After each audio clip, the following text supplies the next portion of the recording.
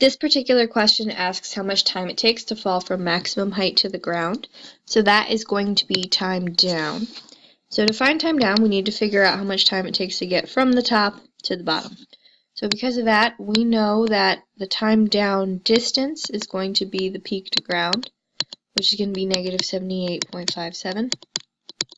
And since we're starting at the top, that means the v initial in the y direction is going to be 0 because that's at the peak. Then acceleration is still gravity, yada yada yada. So since we're trying to find time, we only have two options for equations. We can use v final y, v initial y, plus gravity times time, or we can use delta y is equal to v initial times time plus 1/2 gravity times squared. Either would work depending on what you have. So if we go through, immediately we don't have v final in the y direction, so that equation won't work. So we're left with this one. So to draw that bigger, delta y peak to ground is equal to v initial y times time down plus 1/2 gravity time down squared.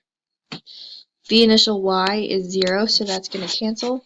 So delta y peak to ground, negative 78.57 is equal to 1/2 negative 10 time down squared.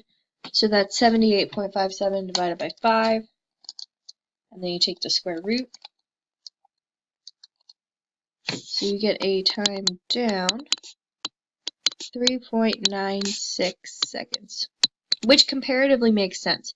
It takes under a second to move up because we're only going a couple meters, and then it takes almost 4 seconds to fall down because we have to travel just about 80 meters of distance. So the time down that we have is 3.96 seconds.